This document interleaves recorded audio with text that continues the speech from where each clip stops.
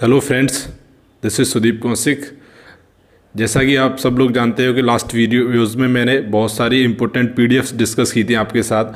अभी फ़िलहाल हम सिर्फ एसएससी सीजीएल मेंस के बारे में बात करेंगे, क्योंकि अपकमिंग एग्ज़ाम्स यही है और बहुत ज़्यादा इंपॉर्टेंट भी है। जिन जिन लोगों का प्री क्लियर हुआ है, इवन जिसका नहीं भी हुआ है, वो भी प्रैक्टिस के लिए मतलब एग्ज़ाम होने के बाद ट्राई करते हैं कि हम कितने क्वेश्चन बना सकते हैं या कितने नहीं बना सकते हैं।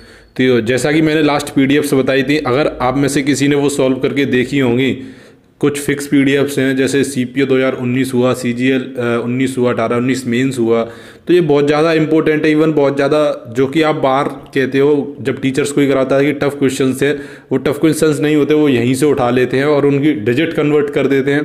कहीं सिंपल डिजिट लिखी है तो उसे अपॉन में लिख देंगे, तो ये सब चलता रहता है। तो फिलहाल वो पीडीएफ से मैं डिस्कस कर चुका हूँ। अगर आपने नहीं भी प्रैक्टिस की है तो अभी भी आपके पास 8 दिन है, 8 दिन में कर सकते हो आप अच्छे से 3-3 घंटे बैठ के।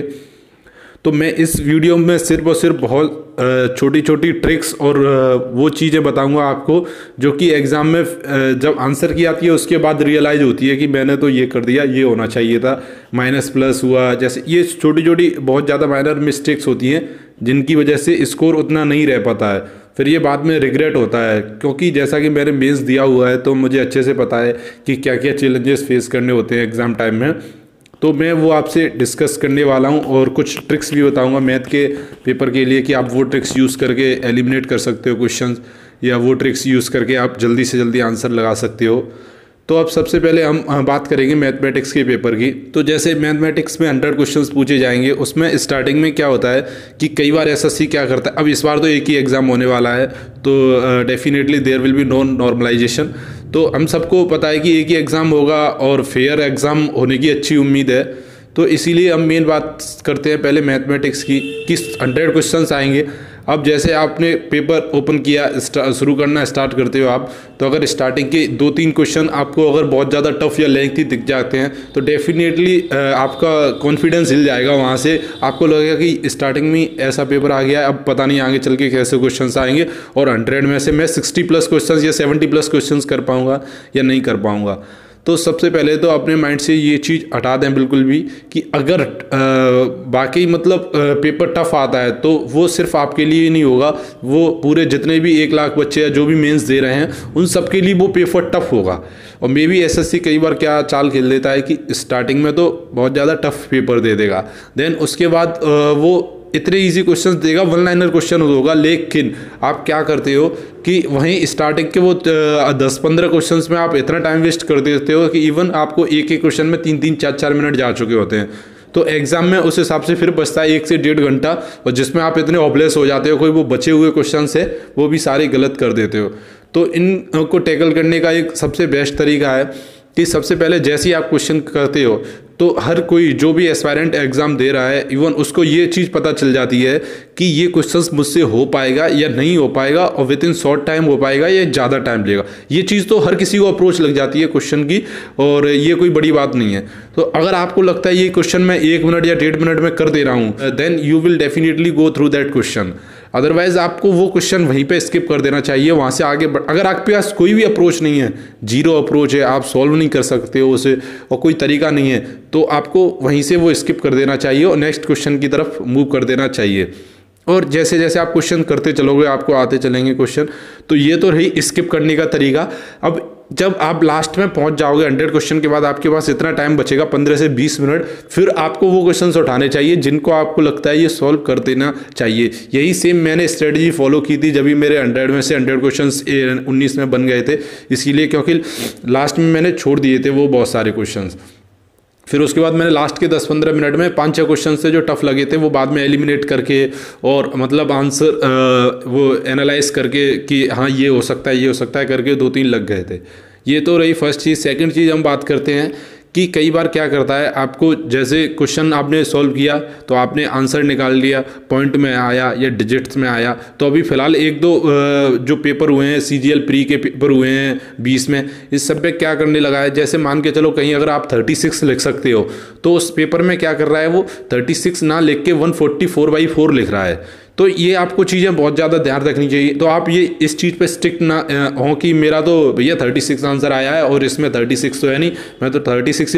आप एक बार ऑप्शंस भी थोड़ो तरीके से अच्छे तरीके से पढ़ें कि उसमें कहीं 144/4 भी लिखा है तो वो भी हो सकता है। ये तो मतलब ये तो एक ऐसा सी एक छोटी सी ट्रिक चला रहा है।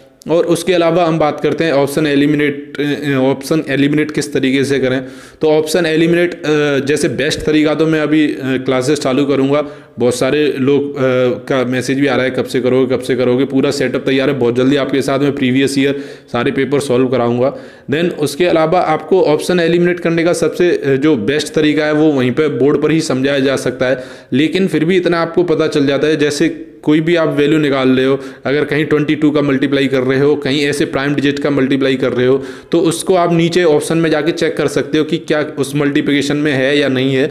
लेकिन आजकल ये बहुत ज़्यादा यूज़ में नहीं हो रहा है, ये बहुत कम यूज़ हो रहा है। लेकिन इससे बेस्ट तरीका है, नेक्स्ट चीज़ है वो है आपका यूनिट डिजिट से आप डेफिनेटली बहुत सारे क्वेश्चंस बहुत जल्दी कर सकते हैं, इवन मैं भी करता हूँ। लेकिन सिर्फ और सिर्फ इतना ध्यान रखना चाहिए कि यूनिट डिजिट कहीं 2-3 क्वेश्चंस की सेम ना हो।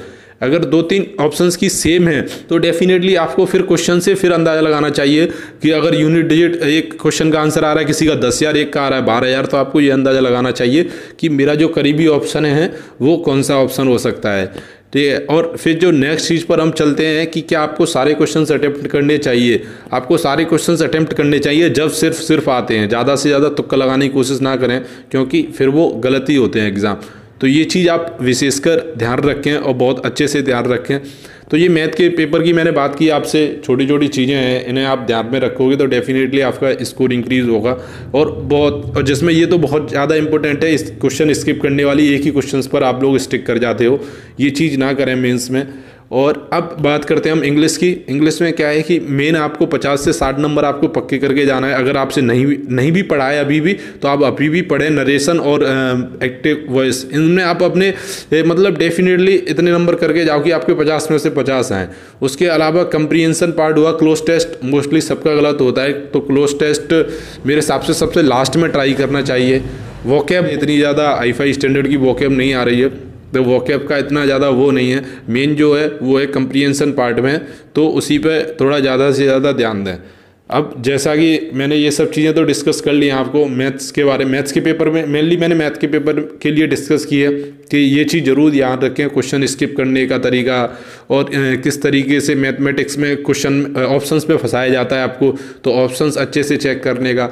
और एक और चीज़, जैसे आपने कोई क्वेश्चन किया, बहुत ईजी क्वेश्चन है, अगर आप कहीं पर 21 का मल्टीप्लाई 20 में कर रहे हो, आपको पता है 420 आना है, लेकिन अगर कई बार क्या होता है कि आपका माइंड रीडिंग दे देगा कि इसका तो 210 ही आएगा, तो आप उस चीज़ को, ये होता है बहुत लोगों के साथ होता है, आपको फनी लग रहा होगा ये चीज़, लेकिन ये डेफिनेटली बहुत लोगों के साथ होता है। तो आपका माइंड वहीं पे स्टिक कर जाएगा कि 210 तो ऑप्शन में है नहीं, 420 है, तो मैं क्या करूं, मतलब वो 3-4 बार आप करोगे, बार बार वही आएगा। तो उस क्वेश्चन को क्या करें, थोड़ी देर के लिए स्किप करते हैं, आगे बढ़ जाए, देन अगली बार आप देखोगे तो डेफिनेटली वो वैसा हो जाएगा। 2018 मेंस में सेम चीज़ मेरे साथ भी हुई थी। इवन 5x4 का मल्टीप्लाई करने पर 15 रीडिंग आ रही थी बार बार, मेरे दिमाग ने वही पढ़ लिया था। जब मैं दोबारा लौट के आया तब आया समझ में कि ये तो 20 आएगा। तो ये चीज़ें आप बहुत अच्छे से ध्यान रखें। फिलहाल इस वीडियोस में यहीं तक मैं मेंस के बारे में बात करूंगा और इसी पे ज़्यादा ध्यान दिया जा रहा है अभी फ़िलहाल। और नेक्स्ट वीडियोस में मैं आपको अपनी क्लासेस मतलब दूंगा, प्रैक्टिस कराऊंगा मेनली आपको जो भी प्रीवियस ईयर हैं। जैसे 2020 CGL है, तो एक बार अगर 20 CGL के बैठाए तो पूरे 20 के प्री के सॉल्व करेंगे हम, देन उसके बाद किसी नेक्स्ट एग्जाम पर स्विच करेंगे। तो फिलहाल इस वीडियो में यहीं तक, थैंक यू।